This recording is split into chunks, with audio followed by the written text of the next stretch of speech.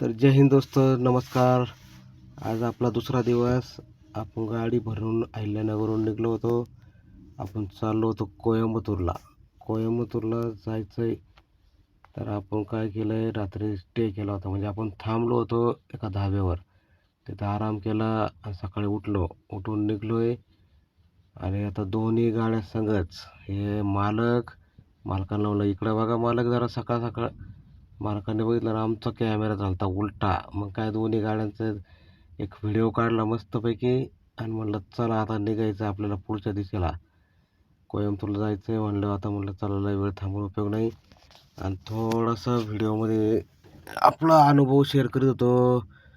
जीवनात काय चांगल्या वाईट गोष्टी घडतच असतात आणि त्या घडत असताना आपण कुठं खचून जायचं नसतं. त्याच्यामुळं काय आहे, कर्म करीत राहायचं. आपल्याला माहिती आहे आपण कुठं चुकलो आहे आणि कुठं बरोबर आहे. एवढा विचार करायचा नाही आणि पुढं काम करीतच राहायचं. पुढं चाललो. आता कोयंबतूरच्या दिशेने निघलो होतो आपण. आणि आता आपण लागलो आहे म्हैसूर रोडला. म्हणजे आता पांडवपुरा करून आपल्याला निघायचं म्हैसूर रोडला. आणि पांडवपुराच्या रोडला लागल्यावर आता हे बघा, ब्रिज चढून जायचं आपल्याला. ब्रिज चढल्यानंतर कळण टोटल सगळं पूर्णपणे 4 लेन हायवे लागला आपला. अतिशय मस्त रोड. आणि क्लायमेट जर बघितलं ना तर मन अगदी आनंदित होऊन जातं. इतकं मस्त क्लायमेट आणि वातावरण असतं ना, काय सांगतात. खूपच भारी क्लायमेट असतंय. साऊथचं वातावरण मला सगळ्यात जास्त आवडतं. रस्ते एकदम एकच नंबर असतेच. आणि साऊथला कधी जास्त असं ऊनही नसतंय आणि अशी थंडीही पडत नाही. वातावरण कसं एकदम मिडियम राहतं आहे साऊथला. म्हणजे वातावरण तसं दमट वातावरण असतं. चेन्नई साईडला जर गेलं तुम्ही, कोयंबतूरला पण आलं. कोयंबतूरला पण जास्त गरम होतं, उन्हाळ्यात लय गरम होतं. पावसाळ्यात पाऊस भयंकर पडतो. आणि बघा हे वातावरण, आता काय मस्त वातावरण आहे. आणि हा व्ह्यू बघून आताच अतिशय मनाला आनंद झाला. इतकं भारी भारी व्ह्यू. अजून पुढं तर लयच चांगले चांगले व्ह्यू भेटणार आहेत. कारण आपण जाणार आहे सत्यमंगलम मार्गे. सत्यमंगलमला जायचं आहे म्हटल्यानंतर सत्यमंगलम म्हणजे मज्जाच मज्जा. आणि मित्रांनो, आपल्याला डिझेल घ्यायचं होतं म्हणून आपण पांडवपुरात पोहोचलो. आणि पांडवपुरात हे भारतचा पंप. या भारतच्या पंपावर सर्वजण डिझेल घेतात. आता आपण इथं डिझेल घेणार आहेत. इथं आपण टाकणार आहे 10,000 रुपयाचं डिझेल. आणि डिझेलला चालू केलं, गाडी लावली होती आपण पॉईंटला. डिझेल चालू करा म्हणलं, म्हणजे झिरोपासून चालू करता येईल. झिरो चेक करून दादाने चालू केलं नोझल आणि डिझेल सुरुवात झाली. पूर्णपणे व्हिडिओ काय आपण त्या डिझेलचा घेतला नाही, थोडासाच घेतला. आणि डिझेल चालू केल्यानंतर त्यांना डिझेल टाकीत राहा. आणि डिझेल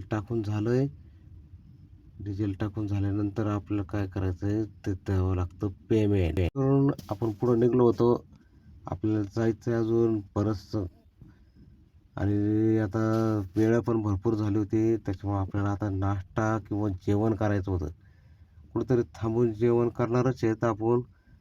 कारण सत्यमंगलम मार्गे चाललो आहे. सत्यमंगलममध्ये गेल्यानंतर आपल्याला कुठं नाश्ता भेटणार नाही. त्याच्यामुळे एका ठिकाणी थांबून नाश्ता करणार आहे. नाश्ता करून आपण पुढं चलतच राहणार आहे. कारण संध्याकाळपर्यंत आज आपल्याला काही करून कोयंबतूरला पोचायचं आहे.